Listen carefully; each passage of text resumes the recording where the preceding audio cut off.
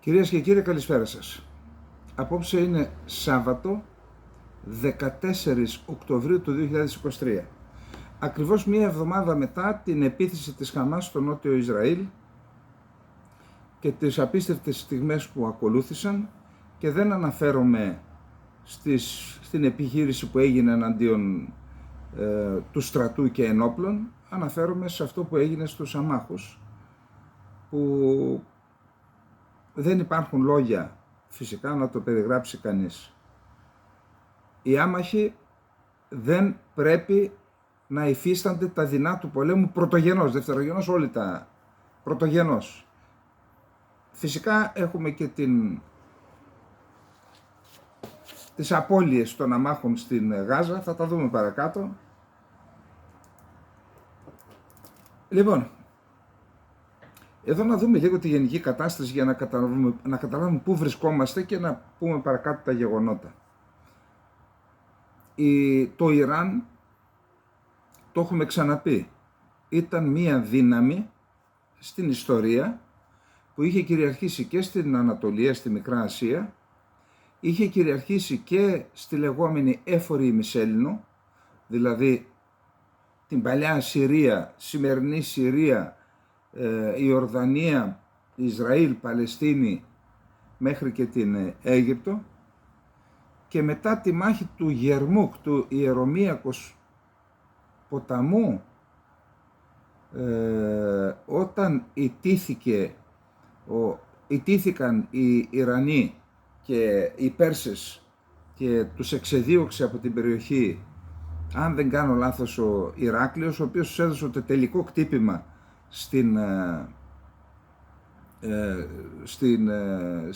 κάπου στη Βαβυλώνα νομίζω, και μετά άνοιξε η πόρτα στους Άραβες και άρχισαν να εξαπλώνονται στην περιοχή, κυρίως μετά τη μάχη του Γερμού που έδωσαν οι στρατηγοί του Ηρακλείου. Ο Ηράκλειος τότε λέει ήταν άρρωστος και παρακολουθούσε, είχε πάει στην σημερινή Αλεξανδρέτα, στην Αντιόχεια, και από εκεί διεύθυνε με τον τρόπο που μπορούσε, δεν υπήρχαν μέσα επικοινωνίας τότε, τη μάχη που ήταν νικηφόρα για τους Άραβες. Και εν πάση περιπτώσει, οι Πέρσες λοιπόν έχουν μια προϊστορία στην περιοχή, και έκτοτε μετά τον 7ο αιώνα αποκόπηκαν. Τους βλέπουμε να επανακάμπτουν τώρα, και επανακάμπτουν λόγω λαθών των Ηνωμένων Πολιτειών, που αποσύρθηκαν χωρίς σχέδιο από το Ιράκ, πήγαν να ανατρέψουν τον Άσαντ. Αυτές οι δύο ενέργειες επέτρεψαν στο Ιράν να φωλιάσει στην περιοχή. Εν τω μεταξύ ήταν ήδη με τη Χεσμολάχ, ήταν ήδη με τη Χαμάς. Αν δούμε λοιπόν τον χάρτη, θα δούμε ότι το Ιράν ασκεί επιρροή στο Ιράκ, θα έλεγα πλήρη επιρροή,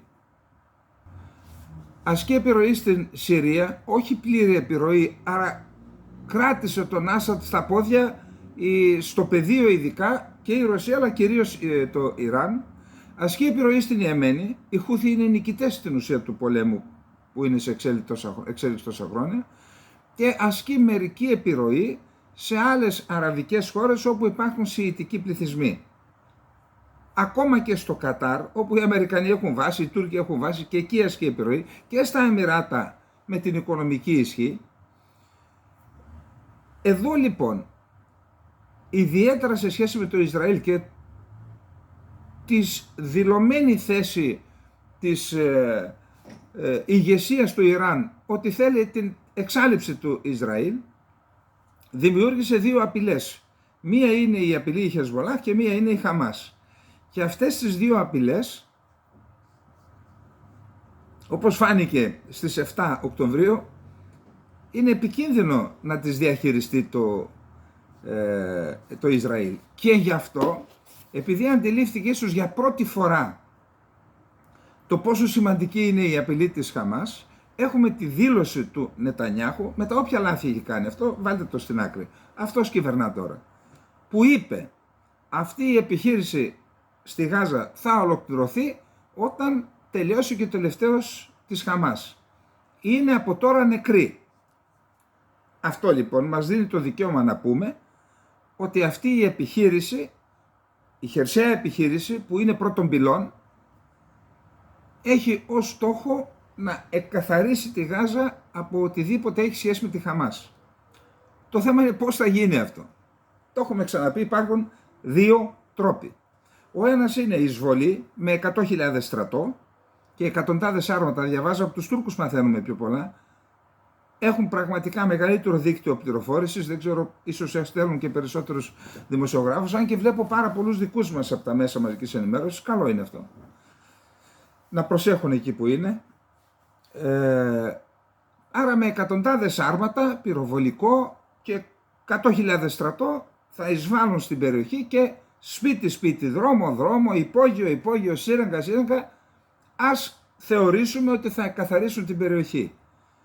Και στη συνέχεια, με βάση αυτό το σενάριο, όταν έχουν πιστεί ότι εξαλείφθηκε η απειλή και θα έχουν να αντιμετωπίσουν εκ του ασφαλούς, ας πούμε, μόνο τη Χεσμολάχ, θα αποχωρήσουν από τη Γάζα και θα συνεχίσουν να ζουν οι άνθρωποι που εκεί είναι 100% Παλαιστίνοι, δεν υπάρχουν Εβραίοι. Αυτό λοιπόν είναι το ένα.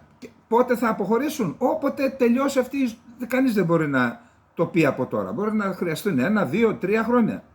Εν πάση περιπτώσει, με βάση αυτό το σενάριο, κάποια στιγμή θα αποχωρήσουν και η Γάζα θα συνεχίσει το βίο της, τον όποιον βίο της.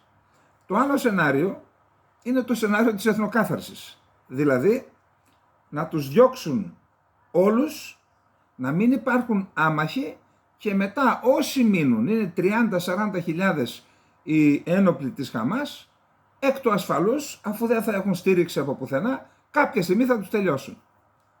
Όταν γίνει όμως αυτό, η Γάζα δεν θα έχει Παλαιστίνιους και είναι ανοιχτό το ενδεχόμενο να μην επιτρέψουν να επιστρέψουν στα σπίτια τους, όπως έγινε και σε άλλες περιοχές της πάλε ποτέ Παλαιστίνης, τώρα Ισραήλ, να ιδιοποιηθούν την περιοχή και να ιδιοποιηθούν και τα κοιτάσματα που βρίσκονται στην αποκλειστική οικονομική ζώνη. Λοιπόν, αυτή είναι η κατάσταση.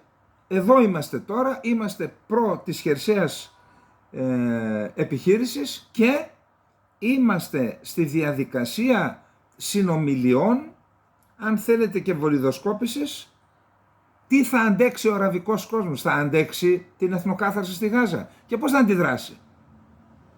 Και ήδη γίνονται επαφές και μπορεί να ασκούνται και πιέσεις στην Αίγυπτο να ανοίξει διαδρόμους για να εκενωθεί πλήρως η Γάζα, να τους πάρει όλους η Αίγυπτος.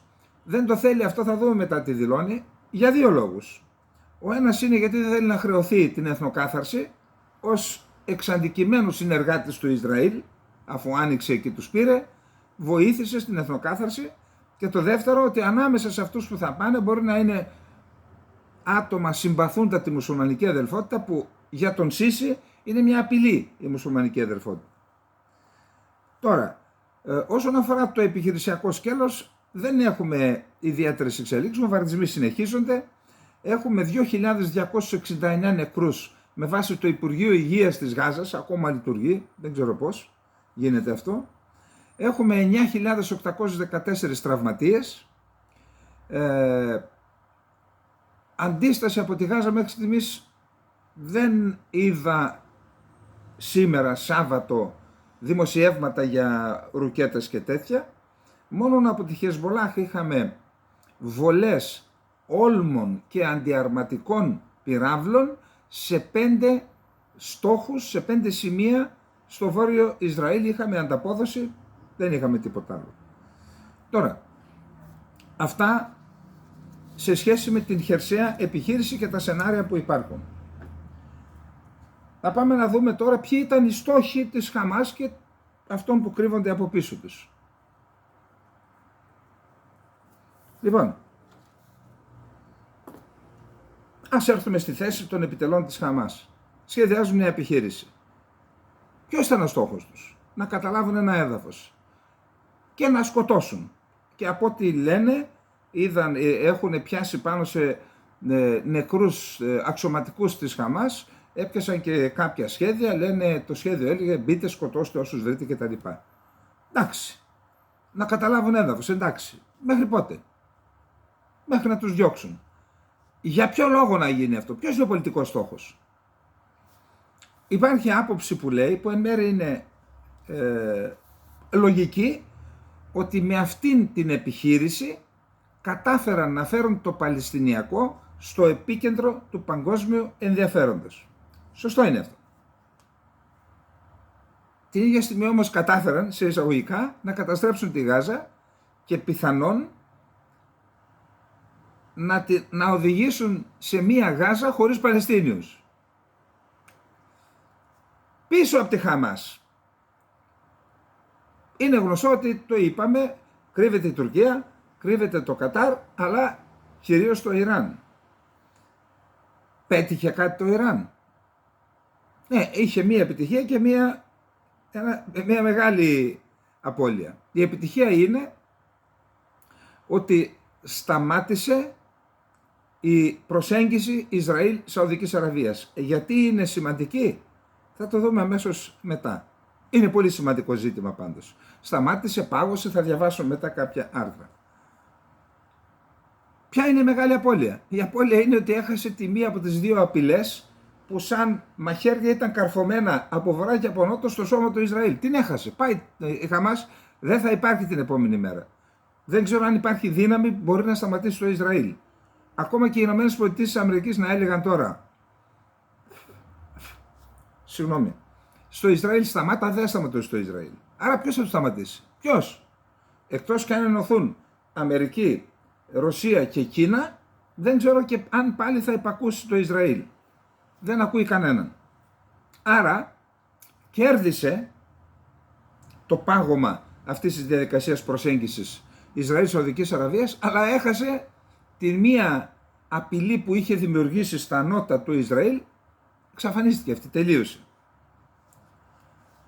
Λοιπόν, πάντως υπάρχει ένα άρθρο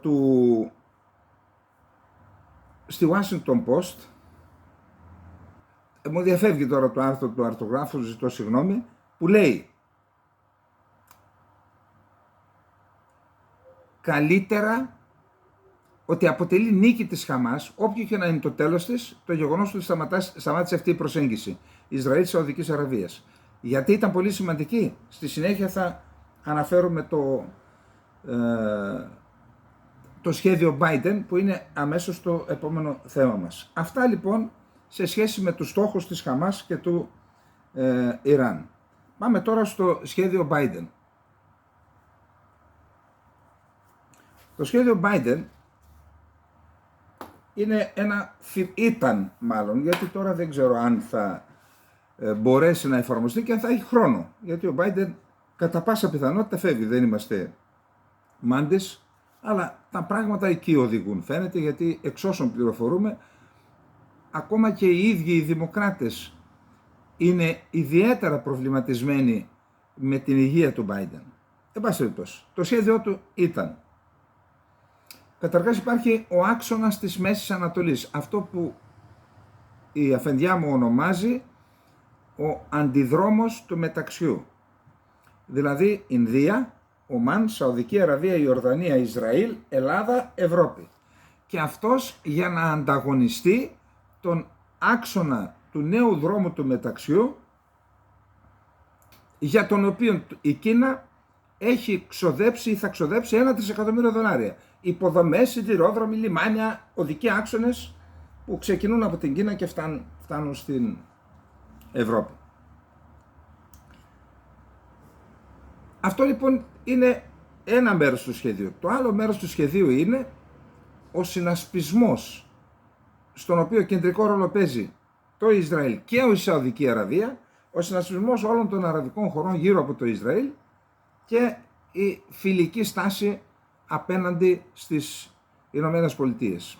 Υπάρχει και ένα απότερο σχέδιο για τον έλεγχο των 3 σημείων, είπαμε, στενά του Ορμούζ, η διόρυγα ή μάλλον τα στενά της Ερυθράς θάλασσας εκεί στην Ιεμένη και ο κόλπος του Σουέζ. Στόχος αυτού του σχεδίου είναι και ο έλεγχος των ενεργειακών ή μάλλον η ενεργειακή ασφάλεια των ενεργειακών πρώτων υλών που παράγονται στην περιοχή, για να κατευθύνονται στις διεθνείς αγορές. Κομμάτι αυτού του σχεδίου είναι, μέρος αυτού του σχεδίου είναι και η συμφωνία που έγινε μεταξύ Λιβάνου και Ισραήλ, η συμφωνία που ψήνεται μεταξύ Κύπρου και ψευδοκράτους.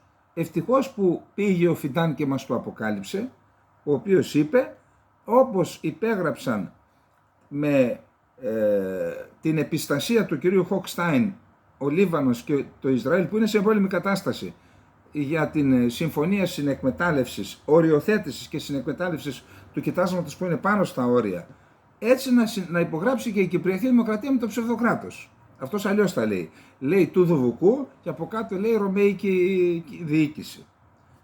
Ναι, μόνο που εδώ τα πράγματα είναι διαφορετικά. Εκεί μιλάμε δύο κράτη αναγνωρισμένα από τον ΟΗΕ και από εδώ μεριά μιλάμε ένα κράτος αναγνωρισμένο από τον ΟΗΕ και ένα ψευδοκράτος.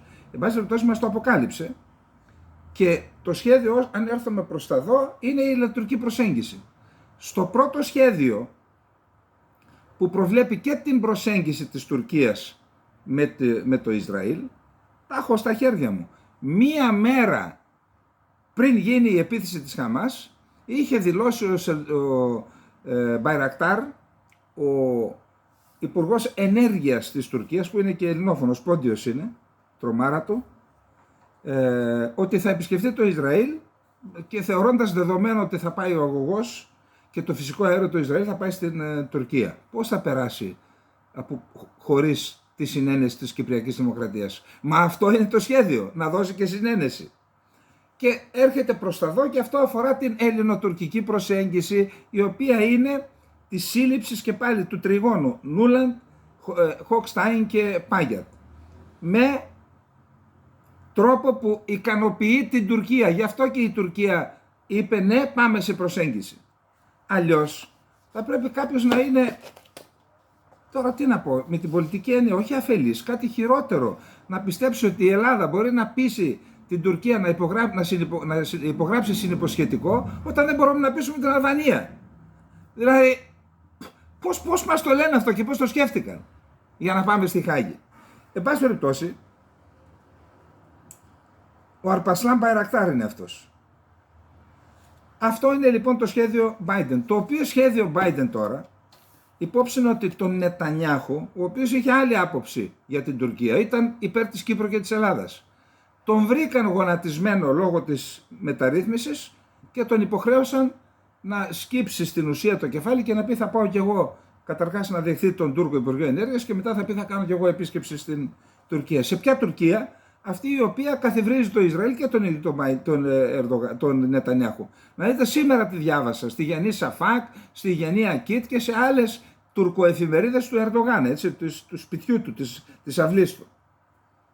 Λοιπόν, το σχέδιο αυτό λοιπόν χωρίς Σαουδική Αραβία είναι κολοβό και καταραίει το γενικό σχέδιο, το άξονας και τα λοιπά και η προσέγγιση, θα δείτε παρακάτω της και φυσικά δεν ξέρουμε αν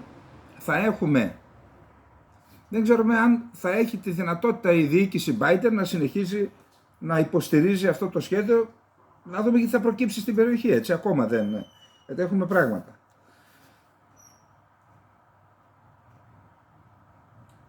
Λοιπόν, πάμε στο επόμενο. Πάμε να δούμε τώρα το χειρότερο σενάριο.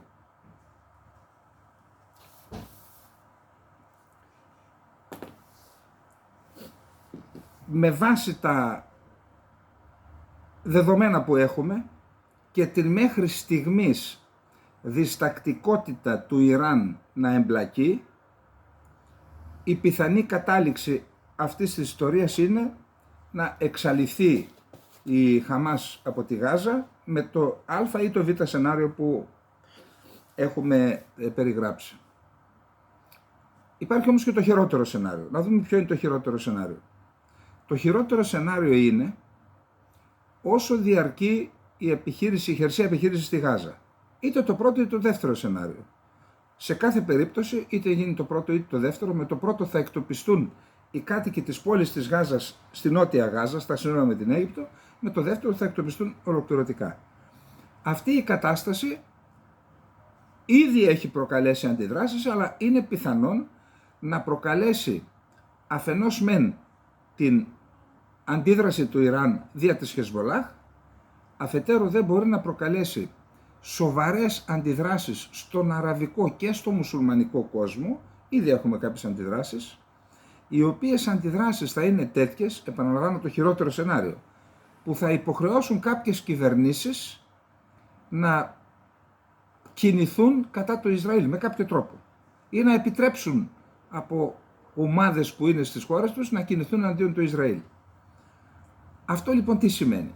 Προσέξτε, εάν εμπλακεί το Ιράν και όλες οι άλλες χώρες, τότε θα τεθεί σε κίνδυνο η ύπαρξη του κράτους του Ισραήλ. Γιατί?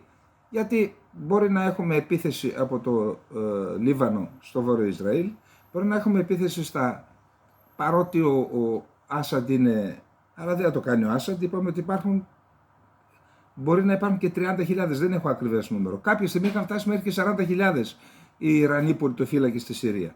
Να έχουμε λοιπόν επίθεση στα υψώματα του Γκολάν, να έχουμε εισβολή στο Ισραήλ από τα 2 εκατομμύρια Παλαιστίνιους που ζουν στα σύνορα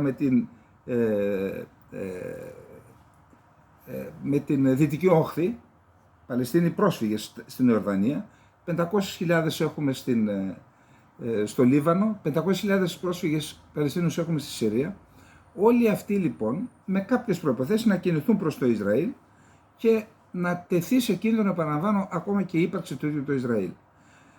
Εάν γίνουν κάποιες κινήσεις σε αυτή την κατεύθυνση, θα πρέπει να θεωρούμε βέβαιη την αντίδραση των ΗΠΑ για να προστατεύσουν το Ισραήλ. Εάν γίνει με τρόπους που θα δούμε παρακάτω. Εάν γίνει αυτό, τότε θα χτυπηθεί το Ιράν και το Ιράν με τις δυνάμεις που διαθέτει στις χώρες που σας προανέφερα θα κινηθεί εναντίον αμερικανικών στόχων. Στη Συρία, εννοώ στη Ροζάβα, στο Ιράκ, έχει η Αμερική παρουσία εκεί, σε άλλες περιοχές δια των Χούθη στην Ιεμένη. Μιλάμε για μια ανάφλεξη στην περιοχή και μιλάμε για ένα boom στις τιμές των ενεργειακών προϊόντων. Θα επηρεαστεί πιστεύω η παγκόσμια οικονομία. Λοιπόν, για όσους θεωρούν ότι αυτά είναι υπερβολικά, να θυμίσω τα εξής. Πρώτον, την παρουσία του μεγαλύτερου αεροπλανοφόρου στον κόσμο, στην περιοχή, αλλά και την φημολογούμενη έλευση του δεύτερου σε λίγες μέρες. Να θυμίσω ότι ήδη έχουν μετασταθμεύσει αεροσκάφη Α10 σε αεροπορική βάση στα Εμιράτα. Έχουν έρθει στην περιοχή, δεν αναφέρθηκε σε ποια βάση, αεροσκάφη F-15, υπερσύγχρονα αεροσκάφη F-15.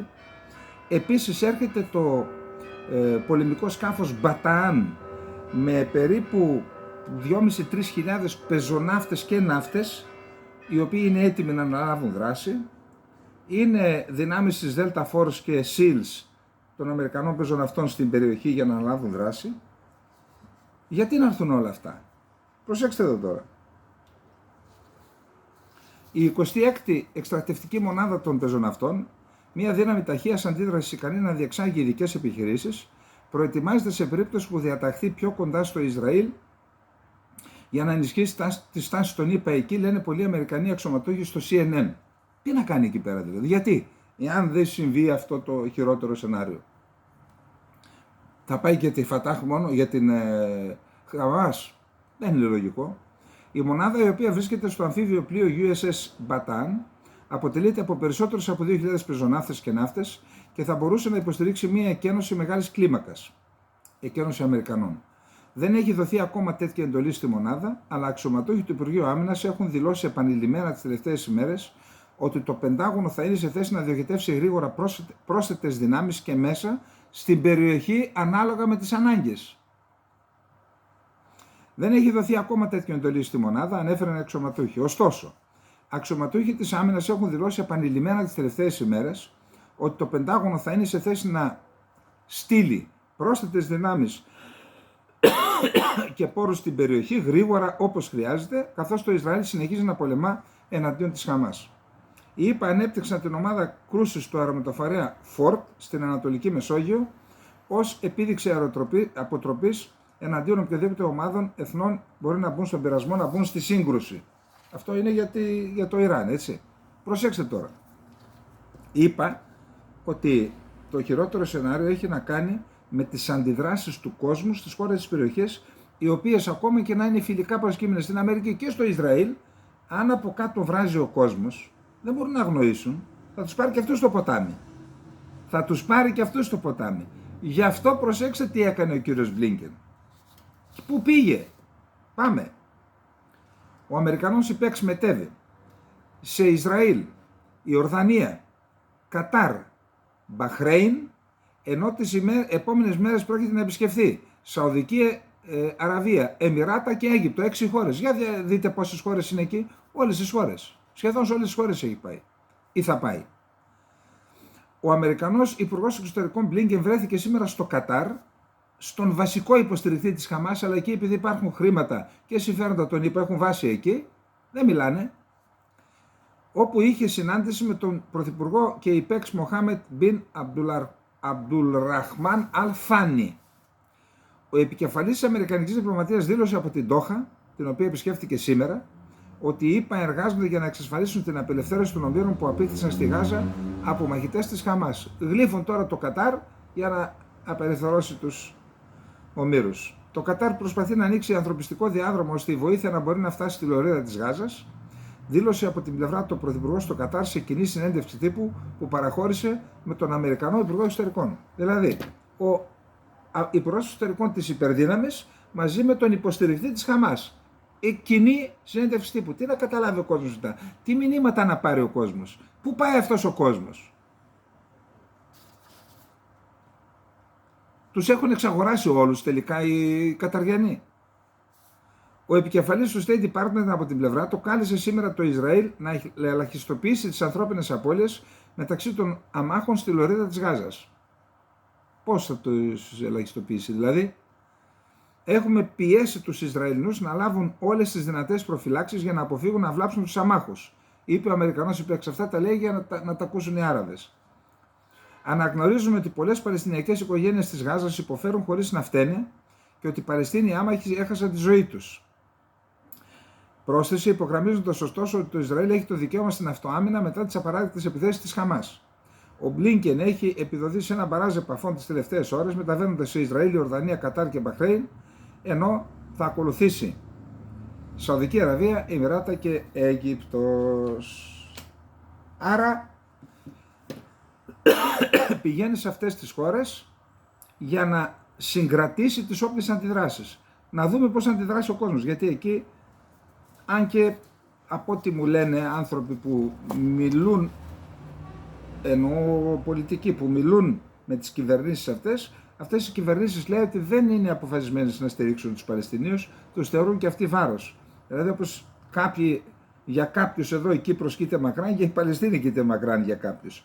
Εν πάση περιπτώσει, ο αστάθμητος παράγοντας είναι η αντιδράση του κόσμου. Λοιπόν, πάμε τώρα, αφού μιλήσαμε για τις αντιδράσεις του κόσμου, να δούμε τις διεθνείς αντιδράσεις για το θέμα. Ας κάνουμε και το χρονοδιάγραμμά μας για να σας διευκολύνουμε, έτσι. Διεθνείς αντιδράσεις. Στη Γαλλία, ένας Τσετσένος 20χρονος δολοφόνησε με μαχαίρι έναν καθηγητή λυκείου στη Γαλλία. Εν τω μεταξύ έχουμε διαδηλώσεις με πολλές χιλιάδες, πάνω από 10.000 άτομα, παρότι έχουν απαγορευτεί, και έτσι ο Μακρόν αποφάσισε να βγάλει στους δρόμους 7.000 στρατιώτες. Ξέρετε, άμα δεις στρατιώτικοι με όπλα, τότε ακόμα και οι διαδηλωτές. Επίσης, εκενώθηκε το ανάκτορο των Βερσαλιών μετά την απειλή για βόμβα. Αυτά είναι μόνο ορισμένα στοιχεία, γίνονται και άλλα στη Γαλλία. Τι σημαίνει αυτό λοιπόν? Αυτό σημαίνει ότι η Γαλλία είναι μια ευπαθής χώρα, ακριβώς επειδή δεν μπόρεσε να διαχειριστεί το ζήτημα των πολιτών που κατοικούν στην Γαλλία του συγκεκριμένου θρησκεύματος. Τώρα, τι έπρεπε να κάνει δεν ξέρω. Πάντως βλέπουμε τα αποτελέσματα. Εντάξει, κατεβάζει στρατό στους δρόμους. Αυτό σχετίζεται και με το άλλο που είπα, γιατί ανέφερα μόνο χώρες, δεν ανέφερα και ισλαμιστικές τρομοκρατικές οργανώσεις. Θα δείτε παρακάτω τι λέει η Αλ-Κάιντα για παράδειγμα. Δηλαδή, τώρα, ο Μπορέλ, ο Υπουργός Εξωτερικών ο δικός μας της Ευρωπαϊκής Ένωσης, είπε ότι δεν συμφωνεί η Ευρωπαϊκή Ένωση με την εκένωση της Γάζας. Η ΕΠΑ, οι Ηνωμένες Πολιτείες της Αμερικής, η Υπουργός Οικονομικών κινείται, ή κάποιος από το Υπουργείο Οικονομικών τον είπα, κινείται και ζητά από το Κατάρ να παγώσει τα 6 δισεκατομμύρια δολάρια που μεταφέρθηκαν από το Ιράν από λογαριασμό της Νότιας Κορέας στο Κατάρ, και από εκεί θα απελευθερώνονταν τα κεφάλαια σταδιακά για να αγοράζει πράγματα τα οποία δεν υπόκεινται σε κυρώσεις των ΗΠΑ. Τώρα, επειδή υποστηρίζει το Ιράν τη Χαμάς, λέει να παγώσουν αυτά τα λεφτά. Υπόψη είναι αυτά, τα λεφτά αποδεσμεύτηκαν στο πλαίσιο μιας συμφωνίας ανταλλαγής αιχμαλώτων. Τώρα, και το Πεκίνο έχει μια πρωτοβουλία, θα δούμε παρακάτω, λέει να γίνει διεθνής συνάντηση για το Παλαιστινιακό. Εδώ είναι η επιτυχία που λέγαμε της Χαμάς, ότι δεν πέτυχε ο Αμπάς και άλλοι, με αυτήν την επιχείρηση και τη δολοφονία ανθρώπων, την άγρια στιγνή δολοφονία ανθρώπων, πέτυχε να έρθει το Παλαιστινιακό, έχασε τη Γάζα, πέτυχε σε πολιτικό επίπεδο να αναδειχθεί το Παλαιστινιακό. Και στη Βρετανία είχαμε διαδηλώσεις, είδα κάποιες γυναίκες με τέτοια βίντεο να πάνε να ξυλώνουν πράγματα κατά το Ισραήλ, επίσης στη Βρετανία υπέρ του Ισραήλ να τα ξυλώνουν σαν εκδήλωση συμπαράστασης στους Παλαιστίνιους. Επίσης στο BBC πέταξαν άνθρωποι που υποστηρίζουν τους Παλαιστίνιους ή και τη Χαμάς, δεν ξέρω, πέταξαν κόκκινη μπογιά στο BBC και έγραψαν πάνω τα χέρια είναι βαμμένα με το αίμα των Παλαιστινίων της Γάζας. Όλα αυτά είναι αντιδράσεις που υπάρχουν στον κόσμο. Ο Λίβανος δηλώνει ότι δεν έχει καμία πρόθεση ο Λίβανος να εμπλακεί σε πόλεμο με το Ισραήλ και προσπαθεί να πιστεί γι' αυτό και η Χεσμολάχ, έτσι. Και επίσης είχαμε την δολοφονία ενός δημοσιογράφου του Reuters, του Ισάμ Αμπντάλα, από το Ισραήλ. Ο Λίβανος διατείνεται ότι ήταν σκόπιμη η δολοφονία του. Δολοφονήθηκε ο Αμπντάλα από Ισραηλινά πυρά και 6 δημοσιογράφοι τραυματίστηκαν. Είχαμε μία ανακοίνωση από τον Ισραηλινό στρατό, ο οποίος λέει βλέπουμε το θέμα, το γνωρίζουμε το θέμα, εξετάζουμε να δούμε κάτω από ποιες συνθήκες στοχοποιήθηκαν αυτοί οι άνθρωποι.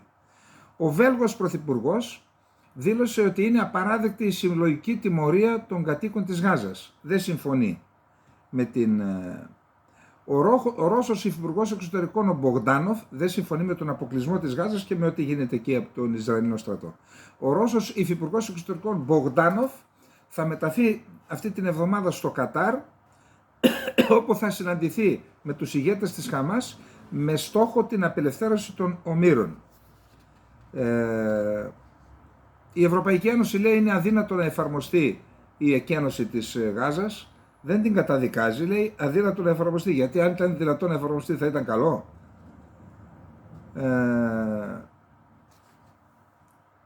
Επίσης μια είδηση της τελευταίας στιγμής, η ώρα είναι τώρα 6.30-7 το απόγευμα, μια είδηση της τελευταίας στιγμής, η Αίγυπτος με το Ισραήλ φέρεται να έχουν συμφωνήσει να ανοίξει η συνοριακή πύλη της Ράφα. Η Ράφα είναι η μοναδική πύλη που επικοινωνεί η Γάζα με την Αίγυπτο. Τις προηγούμενες μέρες είχε βομβαρδιστεί για να μην υπό το πρόσχημα της ανθρωπιστικής βοήθειας ή φαρμακευτικά υλικού, μήπως περάσουν όπλα και πυρομαχικά στη Γάζα, την βομβάρδισε 3 φορές με αεροπλάνα.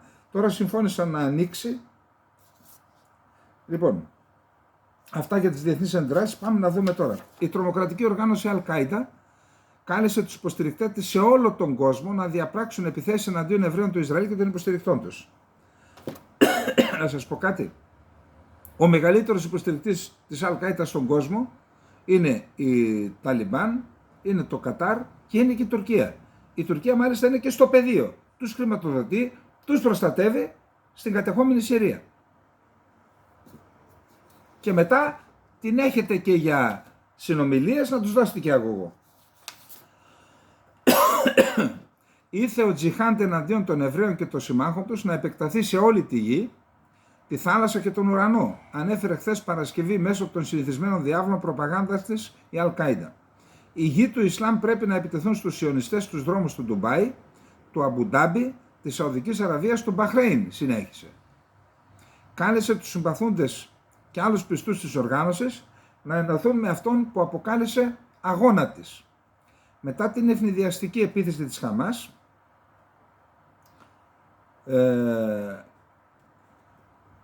η Αλ-Κάιντα κάλεσε τους οπαδούς της να βάλουν επίσης στο στόχαστρο τους υποστηρικτές του Ισραήλ, δηλαδή όσους υποστηρίζουν το Ισραήλ θα μπούμε και εμείς στο στόχαστρο, έτσι, ενώ εμείς σαν χώρα. Να συστεί το έδαφος κάτω από τις αμερικανικές στρατιωτικές βάσεις, τα αεροδρόμια και τις πρεσβείες στις ισλαμικές περιοχές μας, καθώς από τις αποθήκες των ΗΠΑ πάνε στο Ισραήλ πυρομαχικά που καταλήγουν στα κεφάλαια και στα στήθη των Παλαιστινίων αδελφών μας. Η επίθεση της Χαμάς, έκρινε η τρομοκρατική οργάνωση η Αλ-Κάιντα, νίκησε όλες τις ενδοτικές συμμαχίες με τους Εβραίους, παρελθούσες και μελλοντικές. Εννοεί τη Σαουδική Αραβία τώρα, φωτογραφίζει. Προφανώς αναφερόταν στις πρόσφατες συμφωνίες εξομάλυσης των Αραβικών Ισλαμικών κρατών. Μένει να φανεί πόση επιρροή διατηρεί το νεφέλωμα της Αλ-Κάιντα, που έχει αναλάβει την ευθύνη για τις τρομοκρατικές επιθέσεις της ΗΠΑ την 11η Σεπτεμβρίου του 2001. Ο ιδρυτής και ηγέτης της οργάνωσης Οσάμα Μπιν Λάντεν σκοτώθηκε σε επιχείρηση των Αμερικανικών Ειδικών Δυνάμεων στο Αμποταμπάν του Πακιστάν το 2011. Ο διάδοχός του, ο Αϊμάν Αλ-Ζαουάχρι, σκοτώθηκε σε πλήγμα αμερικανικού μη επανδρομένου στην Καμπούλ το καλοκαίρι του 2022. Λοιπόν, αυτά με την Αλ-Κάιντα, την οργάνωση με την οποία συνεργάζεται σήμερα που μιλάμε ο τουρκικός στρατός στα κατεχόμενα εδάφη της Συρίας. Για όσους δεν το θυμούνται, έτσι. Λοιπόν, σύμφωνα με αξιωματούχο της Αιγύπτου, τόσο το Ισραήλ όσο και οι Παλαιστίνοι συμφώνησαν να διευκολύνουν την έξοδό τους ως τις 5 η ώρα απόγευμα από τη Γάζα προς την Αίγυπτο, ενώ σε εξέλιξη βρίσκονται συνομιλίες για το τι θα ισχύσει με την ανθρωπιστική βοήθεια. Εν τω μεταξύ, οι οικογένειες Παλαιστινίων συγκεντρώνονται στο πέρασμα της Ράφα, ελπίζοντας να καταφέρουν να περάσουν στο ασφαλές έδαφος της Αιγύπτου. Ωστόσο, προς ώρας παραμένει άγνωστο τι θα γίνει με τους Παλαιστίνιους αμάχους. Λοιπόν, το Sky News σήμερα δημοσίευσε έγγραφα, απόρριτα έγγραφα της Χαμάς, τα οποία εδώ και ένα χρόνο στα οποία αποδεικνύεται ότι εδώ και ένα χρόνο γινόταν η προετοιμασία της επιχείρησης της 7ης Οκτωβρίου 2023. Δηλαδή ένα ολόκληρο χρόνο προετοίμαζαν, κανένας δεν πήρε μυρωδιά. Επίσης, οι αμερικανικές μυστικές υπηρεσίες είχαν προχωρήσει σε τουλάχιστον 2 εκτιμήσεις που βασίστηκαν εν μέρει σε πληροφορίες που παρήχε το ίδιο το Ισραήλ, προειδοποιώντας την κυβέρνηση Biden για αυξημένο κίνδυνο Παλαιστινο-Ισραηλινής σύγκρουσης τις εβδομάδες πριν από τις επιθέσεις της Χαμάς την 7η Οκτωβρίου στο νότιο Ισραήλ, σύμφωνα με το CNN. Συγκεκριμένα, μία ενημέρωση από τις 28 Σεπτεμβρίου, 10 μέρες πριν, προειδοποιούσε με βάση πολλαπλές ροές πληροφοριών ότι η τρομοκρατική οργάνωση Χαμάς ήταν έτοιμη να κλιμακώσει τις επιθέσεις με ροκέτες πέρα από τα σύνορα της Γάζας. Σημείωμα πληροφοριών της 5ης Οκτωβρίου της CIA προειδοποίησε γενικά για την αυξανόμενη πιθανότητα βίας από τη Χαμάς. Στη συνέχεια, στις 6 Οκτωβρίου, μια μέρα πριν από την επίθεση, Αμερικανοί αξιωματούχοι κυκλοφόρησαν αναφορές από το Ισραήλ που υποδείκνυαν ασυνήθιστη δραστηριότητα της Χαμάς, ενδείξεις που είναι πλέον σαφείς. Μία επίθεση ήταν επικείμενη. Τώρα εντάξει, υπάρχουν και άλλα, αλλά συγγνώμη, όλα αυτά δεν μπορώ να καταλάβω. Πάμε. Μια πολύ σημαντική δήλωση της Ιορδανίας. Η Ιορδανία είναι μια χώρα, αδύναμη χώρα, αλλά εν πάση περιπτώσει είναι δίπλα στο Ισραήλ και φιλοξενεί και 2 εκατομμύρια Παλαιστινίους. Προσέξτε, είναι η χώρα που η Δυτική Όχθη ήταν υπό τη δική της κυριαρχία. Οι Παλαιστίνοι άμαχοι δεν είναι λιγότεροι άνθρωποι από Ισραηλινούς αμάχους, είπε ο υπέξης της Ιορδανίας. Κάθε κίνηση του Ισραήλ να επιβάλλει νέο ξεριζωμό των Παλαιστινίων θα οδηγήσει ολόκληρη τη Μέση Ανατολή στην Άβυσσο ή σε μια ευρύτερη περιφερειακή σύγκρουση. Ευρύτερη, τι είπαμε το χειρότερο σενάριο, υπογράμμισε μεταξύ άλλων σε ανακοίνωσή του ο Υπουργός Εξωτερικών της Ιορδανίας Αϊμάν Σαφάντι. Ταυτόχρονα κατήγγειλε ότι το μπλοκάρισμα της ανθρωπιστικής βοήθειας προς τη Γάζα από το Ισραήλ και ο εξαναγκασμός των κατοίκων του να εγκαταλείψουν τα σπίτια τους καθώς κλιμακώνει τη στρατιωτική του δράση κατά της Χαμάς αποτελούν κατάφορη παραβίαση του διεθνούς δικαίου. Ο βασιλιάς Αμπντάλα της Ιορδανίας αναχωρεί 14 Δεκάτου για ευρωπαϊκή περιοδία με σκοπό να συζητήσει με Ευρωπαίους ηγέτες τρόπους για τον τερματισμό του πολέμου στη Γάζα. Ως τότε θα έχει πετάξει το πουλί. Ο Ιορδανός μονάρχης συναντήθηκε χθες με τον υπέξ τον ΗΠΑ Άντονι Μπλίνκεν και είχε εντατικές επαφές με ηγέτες αραβικών και δυτικών χωρών σε μια προσπάθεια αποκλιμάκωσης ώστε να μην συρθεί η Μέση Ανατολή σε έναν πόλεμο ευρείας κλίμακας. Αναλυτικά η δήλωση του Υπουργείου Εξωτερικών της Ιορδανίας. Ο πόλεμος στο Ισραήλ κατά της λωρίδας της Γάζας αντιπροσωπεύει τη συλλογική τιμωρία περισσότερο από 2 εκατομμυρίων Παλαιστινίων και σμπρώχνει ολόκληρη την περιοχή στην Άβυσσο. Η αποτυχία της διεθνούς κοινότητας να σταματήσει τον πόλεμο είναι μια αποτυχία να προστατεύσει τους αθώους πολίτες που δεν μπορούν να βρουν καταφύγιο ή τροφή. Η σιωπή για τον πόλεμο και την καταστροφή, στην οποία είναι εκτεθειμένος ο λαός της Γάζας, είναι σιωπή απέναντι σε μια επίθεση που αφαιρεί από τους κατοίκους της Γάζας την ανθρωπιά τους και το δικαίωμά τους στην προστασία. Η διεθνής κοινότητα πρέπει να αντιμετωπίσει τον πόλεμο της λωρίδας της Γάζας σύμφωνα με ένα κριτήριο.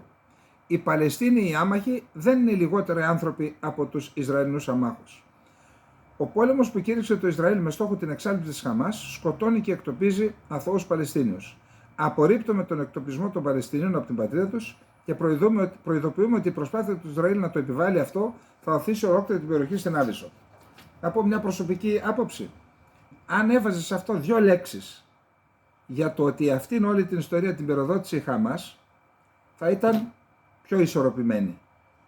Οι άνθρωποι έχουν τη δικιά τους άποψη, σας το λέω. Πάμε. Η Σαουδική Αραβία βάζει στον πάγο τα υποστηριζόμενα από τη ΗΠΑ σχέδια εξομάλυνσης των σχέσεων με τον Ισραήλ, το σχέδιο Biden που σας ανέφερα το ευρύτερο, δήλωσαν 2 πηγές του Reuters, σηματοδοτώντας μια ταχεία επανεξέταση των προτεραιοτήτων της εξωτερικής πολιτικής καθώς κλιμακώνεται ο πόλεμος μεταξύ Ισραήλ και Χαμάς. Παράλληλα, ο Σαουδάραβας πρίγκιπας διάδοχος Μοχάμεντ Μπιν Σαλμάν είχε την πρώτη τηλεφωνική επικοινωνία με το Ράισι, το είπαμε. 2 πηγές δήλωσαν στο Reuters ότι θα υπάρξει καθυστέρηση στις υποστηριζόμενες από τις ΗΠΑ συνομιλίες για την εξομάλυνση των σχέσεων με το Ισραήλ. Ο δημοσιογράφος που έγραψε στην Washington Post είναι ο Φαρίντ Ζακάρια. Τώρα είπαμε ότι μετά τα 60 τόσο αρχίζει το μυαλό να έρχεται με καθυστέρηση, δεν πειράζει. Η διπλωματία της Σαουδικής Αραβίας ανακοίνωσε χθες Παρασκευή ότι το βασίλειο απορρίπτει κατηγορηματικά, δεύτερο, η Ιορδανία, τώρα Σαουδική Αραβία, οποιαδήποτε μετακίνηση του πληθυσμού της Γάζας, καταδικάζοντας τον βομβαρδισμό ανυπεράσπιστων των αμάχων, ανεβάζοντας τον τόνο των επικρίσεων στο Ισραήλ μετά την επίθεση της Χαμάς. Το Ριάντ δηλώνει την κατηγορηματική του απόρριψη έναντι των καλεσμάτων για τον αναγκαστικό εκτοπισμό του Παλαιστινιακού πληθυσμού της Γάζας και την καταδίκη του για τον συνεχιζόμενο βομβαρδισμό ανυπεράσπιστων αμάχων στο θύλακα, τόνισε το Σαουδαραβικό Υπουργείο Εξωτερικών σε ανακοίνωση τύπου. Η Σαουδαραβική ανακοίνωση δόθηκε σε δημοσιότητα καθώς ο Υπουργός Εξωτερικών των ΗΠΑ Μπλίνκεν έφτανε στο Ριάν.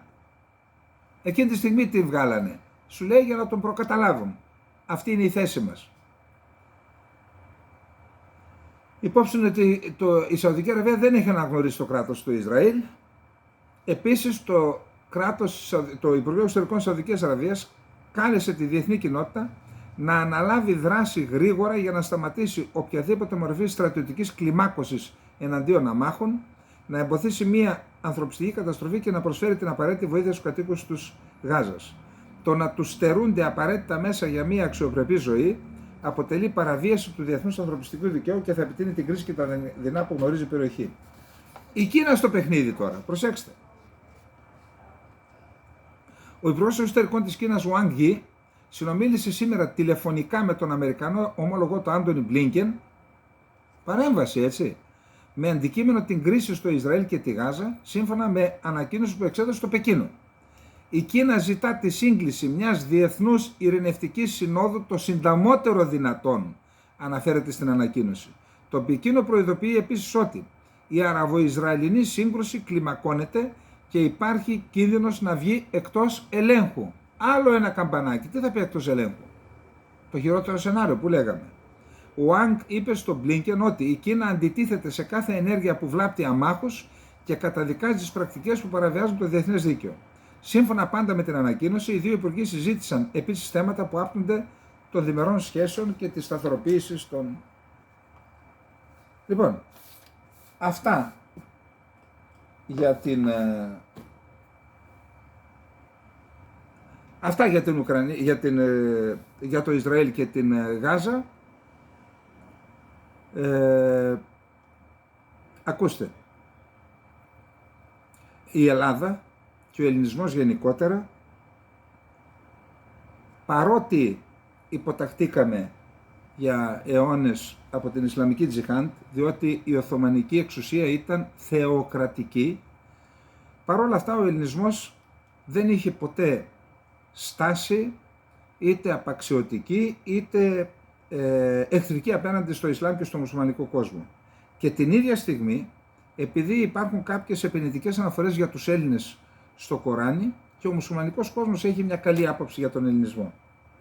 Είναι γεγονός ότι το τελευταίο διάστημα η Ελλάδα έχει συσφίξει τις σχέσεις της με το Ισραήλ και έχει κάνει κάποιες συμμαχίες. Όμως αυτές οι συμμαχίες δεν έγιναν εναντίον ούτε των Παλαιστινίων, ούτε του Ισλάμ, ούτε των Αράβων. Αυτές οι συμμαχίες οικοδομήθηκαν με βάση το εθνικό συμφέρον. Γι' αυτό, επειδή είδα και κάποιες διαδηλώσεις εδώ στην Ελλάδα, θα πρέπει όλοι μας να είμαστε πολύ προσεκτικοί στον τρόπο με τον οποίο προσεγγίζουμε αυτή την υπόθεση. Αυτό το παδικό είναι λάθος που βλέπω, είναι λάθος. Εμείς οι Έλληνες, επαναλαμβάνω, πρέπει να δείξουμε ωριμότητα. Είπα ότι οι σχέσεις μας με το Ισραήλ και οι συμφωνίες που κάναμε οικοδομήθηκαν με βάση το εθνικό συμφέρον. Γι' αυτό δεν μπορεί να μας κατηγορήσει κανείς. Όταν υπερασπίζεται τη χώρα σου μέσα από τέτοιες συμφωνίες, δεν μπορεί να σε κατηγορήσει κανείς. Από εκεί και μετά όμως, μην δημιουργήσουμε πρόβλημα με τη στάση που τηρούν ορισμένοι και στα μέσα κοινωνικής δικτύωσης και γίνουμε και εμείς στόχος, γιατί δεν είναι σωστό και δίκαιο να γίνουμε στόχος. Η Ελλάδα απέναντι στο μουσουλμανικό κόσμο και στον αραβικό κόσμο και ο ελληνισμός διαχρονικά και στους αιώνες έχει δείξει μια στάση που κάθε άλλο παρά αξίζει μια στοχοποίηση.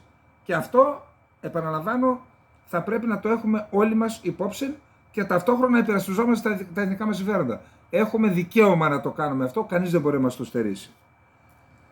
Λοιπόν, πολύ γρήγορα, οι Ηνωμένες Πολιτείες της Αμερικής, εδώ υπάρχει ένα θέμα, επειδή πάμε σε προεκλογική περίοδο και επειδή όπως σας είπα ότι υπάρχουν κάποια ζητήματα με τον Biden που ούτε δημοκρατικοί, και έχω ανθρώπους οι οποίοι παρακολουθούν για μας, δηλαδή τους έχω ζητήσει να παρακολουθούν τα αμερικανικά και να μας λένε ότι παρακολουθούν και από τα μέσα κοινωνικής δικτύωσης τους σχολιασμούς, ότι και οι δημοκρατικοί δεν είναι ενθουσιασμένοι, για να μην πω ότι είναι απογοητευμένοι με την υποψηφιότητα Biden. Και από την άλλη πλευρά έχουμε τον Τραμπ, ο οποίος παρόλες τις δικαστικές διώξεις που έχει, προηγείται και έναντι των ανθυποψηφίων του στους Ρεπουμπλικάνους και έναντι του Biden αν κατεβούν μαζί. Και τώρα ισχυροποιείται γιατί έχουμε εξελίξεις στην Προεδρία της Βουλής των Αντιπροσώπων. Ο Τζιμ Τζόρνταν, βαρώνος των Ρεπουμπλικάνων που θεωρείται απόλυτα πιστός στον Τραμπ, ονομάστηκε χθες Παρασκευή υποψήφιος του κόμματός του για το αξίωμα του Προέδρου της Βουλής των Αντιπροσώπων. Όμως ο τερματισμός της κρίσης που προκαλεί το κενό σε αυτή τη θέση στρατηγικής σημασίας μοιάζει να απέχει αρκετά ακόμη. η Βουλή που ελέγχεται οριακά από την αντιπολίτευση, αντίθετα με τη Γερουσία που βρίσκεται στα χέρια των Δημοκρατικών και εκεί οριακά, έχει πρακτικά παραλύσει από τις 3 Οκτωβρίου, όταν καθαιρέθηκε ο πρόεδρος Κέβιν Μακκάρθι εν μέσω αδελφοκτόνου σύγκρουσης στο κόμμα, ένα χρόνο πριν από τις εκλογές του 2024. Οι ΗΠΑ δεν μπορούν να προωθήσουν οποιοδήποτε μέτρο στο Κοινοβούλιο για τη χορήγηση νέας βοήθειας στο Ισραήλ, για παράδειγμα, ή για τη συνέχιση της υποστήριξης στην Ουκρανία. Και αυτό το ζήτημα καίει, απασχολεί τις ΗΠΑ εδώ και εβδομάδες. Αυτή ήταν η δεύτερη ψηφοφορία της κοινοβουλευτικής ομάδας των Ρεπουμπλικάνων, που διχάζεται ανάμεσα στους λεγόμενους μετριοπαθείς και σε αυτούς που κινούνται στη τροχιά του Ντόναλντ Τραμπ. Στην πρώτη ψηφοφορία που έγινε την Τετάρτη, νικητής αναδείχθηκε ο Στιβ Σκαλίζ, κατά το σκάφος που είπαμε, αυτός Σκαλίζ, από τη Λουιζιάννα, απέναντι στο Τζιμ Τζόρνταν, από το Οχάιο, πρόεδρο της Επιτροπής Δικαστικών Υποθέσεων που υποστηρίζεται από τον Τραμπ. Όμως προχθές ο Σκαλίζ είπε ότι αποσύρει την υποψηφιότητά του. Ο Τζόρνταν επικράτησε χθες σε μυστική ψηφοφορία του Όστιν Σκότς από τη Τζόρτζια, άλλου μέλος της συντηρητικής πτέρυγας του κόμματος. Όμως μπορεί να βρεθεί σε παρόμοια θέση με τον Σκαλίζ, με δεδομένη την ισορροπία δυνάμεων στην Αμερικανική Κάτω Βουλή, 221 Ρεπουμπλικάνοι, 212 Δημοκρατικοί. Αν εκλεγεί ο Τζιμ Τζόρνταν, τότε, όπως αντιλαμβάνεστε, ισχυροποιείται ο Τραμπ, αλλά και δυσχεραίνουν μια σειρά από ζητήματα, όπως για παράδειγμα η υποστήριξη στην Ουκρανία. Και μια που είπαμε για Ουκρανία, να περάσουμε και εκεί έχουμε κάποιες εξελίξεις. Ο αρχηγός του στρατού Ξηράς, των χερσαίων δυνάμεων, ο Σίρσκι, στρατηγός Σίρσκι, έκανε δηλώσεις. Είπε μπορεί να μην έχουν πετύχει οι στόχοι μας που ήταν να αποκτήσουμε έξοδο στην θάλασσα την Αζωφική και να κόψουμε τον χερσαίο διάδρομο νότιας Ρωσίας Κριμαίας. Έχουμε κάποια εδαφικά κέρδη στο Μπαχμούτ και στη Ζαπορίζια, στο Ραμπότινο, αλλά λέει θα συνεχίσουμε τις προσπάθειες. Πάντως είπε, σημείωσε ότι οι ρωσικές δυνάμεις σφυροκοπούν το Κουπιάνσκ για να το περικυκλώσουν, να το καταλάβουν και να φτάσουν στον ποταμό Οσκίλ, κάποιος ποταμός είναι εκεί, και επίσης προσπαθούν να περικυκλώσουν την πόλη Αυντίιβκα, αυτά που σας ανέφερα εγώ προχτές δηλαδή. Επίσης έχουμε ένα άλλο γεγονός. Προχθές στις 10 του μηνός ήταν ο πρόεδρος της Ουκρανίας, ο Ζελένσκι, ήταν στην Ρουμανία. Είχε προγραμματιστεί να μιλήσει στο κοινοβούλιο. Εκεί έβαλαν βέτο κάποιοι βουλευτές και τελικά δεν μίλησε, και αυτό προκάλεσε αργινή εντύπωση στην Ουκρανία, γιατί τώρα είναι μια δύσκολη στιγμή για την Ουκρανία σε διεθνές επίπεδο, καθότι η προσοχή της διεθνούς κοινότητας στρέφεται προς το Ισραήλ. Επίσης έγινε και μια συζήτηση στη Ρουμανία ότι υπάρχουν 300.000 Ρουμάνοι που ζουν στην Ουκρανία. Είναι νοτιοδυτικά στην περιφέρεια της Οδυσσού. Είναι μια περιοχή που κατοικούν καθαρά Ρουμάνοι, την οποία διεκδικούν. Δόθηκε στην Ουκρανία από τους Σοβιετικούς μετά τον Δεύτερο Παγκόσμιο Πόλεμο, νομίζω, ότι διεκδικούν οι Ρουμάνοι.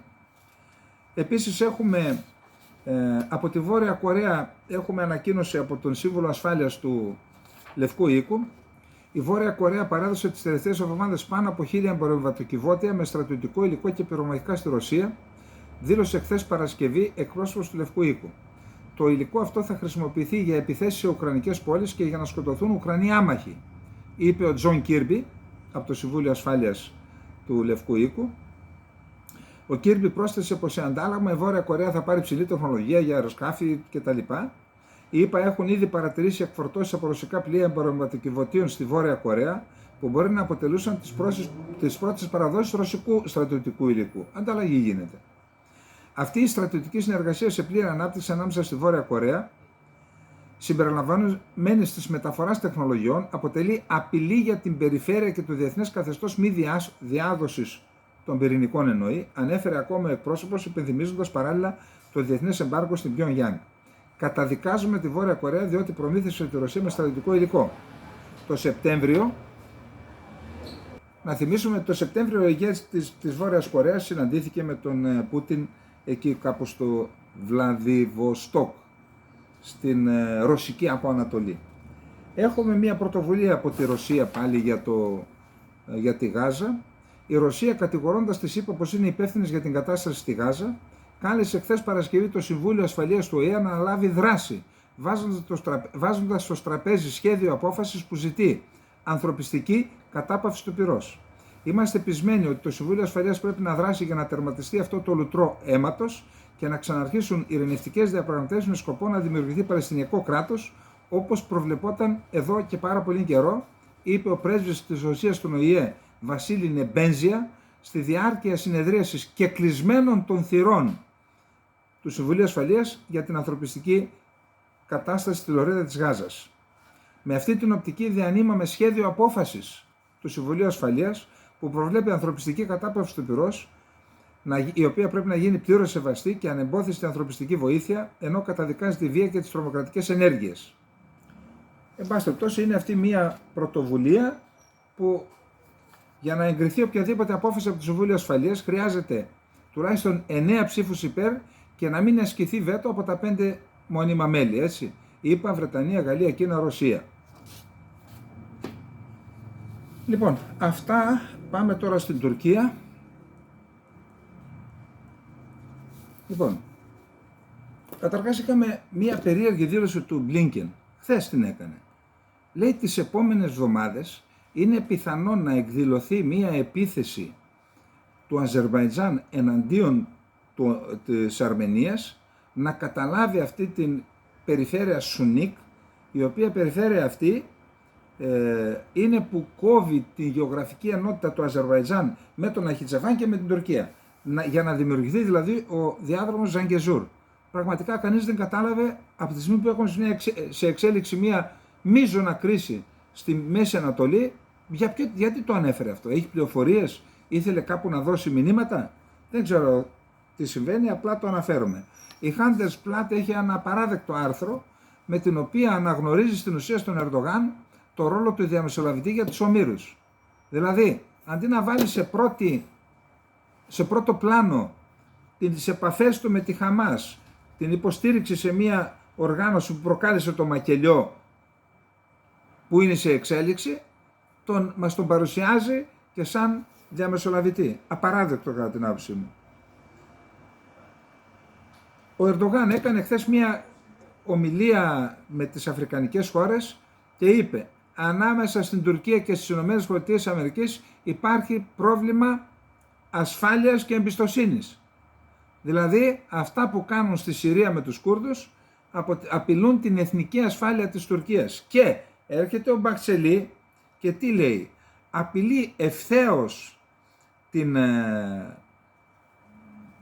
τις ΗΠΑ, λέει δεν έχουμε καμία εμπιστοσύνη στις ΗΠΑ, απειλεί ευθέως το Ισραήλ, λέει ότι αυτά που συμβαίνουν στη Μέση Ανατολή είναι οι νέες σταυροφορίες, καλά αυτός είναι στον κόσμο του, και κάλεσε το Ισραήλ να μην εμπιστεύεται τις ΗΠΑ, γιατί μπορεί να το προδώσουν και να υποστεί συνέπειες. Το απείλησε ευθέως. Ο Φιντάν επισκέφθηκε το Κάιρο και συναντήθηκε με το Σίσι. Δηλαδή ο Φιντάν, ο οποίος έσκαβε το λάκκο του Σίσι με τη μουσουλμανική αδερφότητα, τώρα έγινε δεκτός από τον Σίσι και συζήτησαν ζητήματα ανθρωπιστικής βοήθειας. Να πούμε ότι 3 αεροσκάφη με 35 τόνους φαρμακευτικό υλικό από την Τουρκία αναχώρησαν και έφτασαν στην Αίγυπτο. Στην Αίγυπτο υπάρχει ένα αεροδρόμιο 35 χιλιόμετρα από τα σύνορα με τη Γάζα. Εκεί φτάνει η ανθρωπιστική βοήθεια και από εκεί γίνονται οι συνομιλίες Ισραήλ και Αιγύπτου να περάσουν από εκεί τα φορτηγά με την ανθρωπιστική βοήθεια, και εκεί το Ισραήλ φοβάται ότι μπορεί να περάσουν και υλικά και οπλικά συστήματα για την... Λοιπόν, έχουμε σκληρά δημοσιεύματα εναντίον των Αμερικανών στον τουρκικό τύπο, είδα πριν από λίγο, για την συνεχιζόμενη συνεργασία για 1 χρόνο με τους Κούρδους του YPG στη Συρία. Λοιπόν, πάμε τώρα στο τελευταίο μας θέμα να κλείσουμε και την απόψινή μας εκπομπή. Είχαμε χθες 2 παραβιάσεις, ή μάλλον μία παραβίαση από 2 τουρκικά F-16 του εθνικού εναέριου χώρου. Η πρώτη από το Φλεβάρι νομίζω, και νομίζω και ένα κατασκοπευτικό έκανε κάτι βόλτες. Ένα μήνυμα είναι αυτό. Προφανώς κάτι θέλουν να πούν οι Τούρκοι. Τώρα το μήνυμα είναι σε εμάς ή στους Αμερικανούς με τους οποίους συνεννοήθηκαν για την ελληνοτουρκική προσέγγιση? Αυτό θα το δούμε το επόμενο διάστημα. Απλά να σας θυμίσω την εκπομπή που κάναμε που είχα πει πάρτε και ένα αλεξίπτωτο, τώρα μπορεί να χρειαστεί. Τι θα πείτε στους Έλληνες που μας προσπαθούσατε να μας πείσετε ότι η Ελλάδα θα αποτελέσει τον κρίσιμο παράγοντα τώρα που η Τουρκία θέλει να τα βρει με τη Δύση, θα αποτελέσει τον κρίσιμο παράγοντα μέσα από αυτή τη διαδικασία για να στραφεί προς τη Δύση? Καλά, συγγνώμη, όταν τα λέτε και τα γράφετε αυτό, και εννοώ για τα εξαπτέρυγα της κυβέρνησης, δεν σκέφτεστε ότι σκρίπτα μανέντα, ότι αυτά τώρα μπορεί να στα δείξει κάποιος? Τι έλεγες εδώ ρε? Ποια θέλει η Τουρκία? Άμα ήθελε η Τουρκία να τα βρει με τη Δύση, θα έβρεζε την Αμερική και το Ισραήλ? Τι είναι αυτά που λέτε? Ποιον δουλεύετε? Ετοιμαστείτε λοιπόν τώρα για την επόμενη μέρα να μαζεύετε όλα όσα έχετε πει, σβήστε στα μέσα κοινωνικής δικτύωσης τις ανοησίες που λέγατε, για να δούμε πώς θα διαχειριστούμε την κατάσταση που πιθανόν να έρθει. Έτσι δεν είμαστε και... Είπαμε ότι είδαμε μια διαδήλωση εδώ με άτομα που είναι φύλλα προσκύμενοι στους Παλαιστίνιους. Πιστεύω ότι το ελληνικό κράτος και οι ελληνικές αρχές ασφαλείας πρέπει να ελέγξουν την κατάσταση. Δεν μιλάω με ξύλο και με τέτοια και με δακρυγόνα. Διάλογος. Λόγος. Με το λόγο όλα γίνονται. Η Ελλάδα δεν πρέπει να γίνει πεδίο αντιπαράθεσης μεταξύ των μεν και των δε υπέρ το... Αυτό δεν πρέπει να γίνει. Τώρα θέλουν οι άνθρωποι να κάνουν μια συγκέντρωση κάπου, να μιλήσουν για το Παλαιστινιακό, αποκλείοντας οποιαδήποτε αναφορά στη Γάζα, μπορεί να το κάνουν. Εκτιμώ. Αλλά διαδηλώσεις, σημαίες και όλα αυτά, τα οποία μπορούν να προκαλέσουν προβλήματα στην Ελλάδα, στη χώρα που τους φιλοξενεί, το ελληνικό κράτος και η ελληνική κυβέρνηση πρέπει να βρει τρόπο να κάνει διάλογο μαζί τους και να τους πείσει. Λοιπόν, για τη σχέση της Ελλάδας με το Ισραήλ τα είπαμε. Θέλω να κλείσω με ένα γεγονός που έγινε στο Χάρβαρντ. Γιατί προσέξτε, άνθρωπος που δεν μπορεί να συλλογείται ελεύθερα και να εκφράζεται ελεύθερα, θα πω μια βαριά κουβέντα, πάβει να είναι άνθρωπος. Δηλαδή, αν μας οδηγήσουν σε μια κατάσταση να μην μπορούμε να μιλήσουμε, συγγνώμη, δεν είμαστε άνθρωποι τότε, είμαστε κάτι άλλο. Προσέξτε τι έγινε στο Χάρβαρντ. Ο Ισραηλινός δισεκατομμυρίουχος Άινταν Όφερ και η σύζυγός του Μπάτια παραιτήθηκαν από το εκτελεστικό συμβούλιο σχολής του Χάρβαρντ ως ένδειξη διαμαρτυρίας για τον τρόπο με τον οποίο οι επικεφαλείς του Πανεπιστημίου αντέδρασαν στις τρομοκρατικές επιθέσεις της Χαμάς κατά του Ισραήλ. Δυστυχώς, η πίστη μας στην ηγεσία του Πανεπιστημίου έχει διαραγεί και δεν μπορούμε να συνεχίσουμε καλή την πίστη να υποστηρίζουμε το Χάρβαρντ και τις επιτροπές του, ανέφερε το ζευγάρι σε δήλωσή του στο CNN. Ο Ισραηλινός κατέχει την 80η θέση στον δείκτη δισεκατομμυριούχων του Bloomberg και διαθέτει περιουσία που αγγίζει τα 20 δισεκατομμύρια δολάρια. Η απόφαση των Όφερ να αποχωρήσουν από το εκτελεστικό συμβούλιο της σχολής Kennedy School of Government του Harvard έρχεται μετά το σάλο που προκάλεσε η δημοσίευση μιας δήλωσης κατά του Ισραήλ από έναν συνασπισμό περίπου 30 φοιτητικών ομάδων, όχι φοιτητών, 30 φοιτητικών ομάδων. Η ανοιχτή επιστολή κατηγορούσε αποκλειστικά το Ισραήλ για τις αιματηρές επιθέσεις της Χαμάς και προκάλεσε έντονες αντιδράσεις. Σύμφωνα με τον Guardian, αρκετοί Αμερικανοί επιχειρηματίες απέτησαν από το Πανεπιστήμιο να δώσει στη δημοσιότητα τα ονόματα των φοιτητών που ανήκουν στους συλλόγους που υπέγραψαν την επιστολή, ώστε να ξέρουν οι μελλοντικοί εργοδότες τους τις απόψεις τους πάνω στο συγκεκριμένο ζήτημα. Δηλαδή, πού οδηγείται ο κόσμος? Δηλαδή, επειδή οι άνθρωποι είπαν μια άποψη και έβαλαν την υπογραφή τους, θα πρέπει... Αυτό δεν είναι ρατσιστικό? Δηλαδή, οι άνθρωποι που υπέστησαν το ρατσισμό στο πετσί τους συμπεριφέρονται με αυτόν τον τρόπο σε ανθρώπους που είπαν μια άποψη? Τώρα τι είναι δυνατόν? Το Χάρβαρντ υποστηρίζει την τρομοκρατία, τρελαθούμε τώρα? Μια άποψη είπαν οι άνθρωποι. Και θα σας πω ένα παράδειγμα. Κάποια στιγμή μου το είπαν στη Σουλεϊμανίγια. Υπήρχαν κάποιοι δημοσιογράφοι, ένας δημοσιογράφος, ο οποίος στιγμάτιζε την Πατριωτική Ένωση του Κουρδιστάν, του Τζελάλ Ταλαμπανί. Και πήγαν κάτι δικοί του εκεί, λένε δώσε μας εντολή να τον καθαρίσουμε.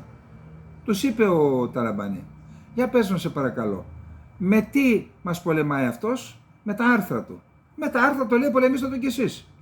Τι σημαίνει αυτό σε πολεμάει με τα άρθρα, εσύ τον πολεμάς με σφαίρες. Τι σημαίνει αυτό? Έγραψαν κάτι άνθρωποι, γράψατε κι εσείς και τινάξτε στον αέρα τα επιχειρήματά τους. Υπάρχει καλύτερος τρόπος? Τι κόλπο είναι αυτό τώρα? Να στιγματιστούν και να μην βρίσκουν δουλειά? Δηλαδή μπορεί να έκαναν και λάθος στην άποψη. Πεις τον να αλλάξει άποψη. Πείσε τον. Τι σημαίνει? Πρέπει να το στιγματίσεις, να καταστρέψει τη ζωή του? Ένας από τους επιχειρηματίες είναι ο Bill Ackman, CEO της Pershing Square, ο οποίος έγραψε σε ανάρτησή του στο X ότι όσοι υποστηρίζουν τις ενέργειες τρομοκρατών πρέπει να το κάνουν ανοιχτά και να μην κρύβονται πίσω από έναν μεγάλο οργανισμό.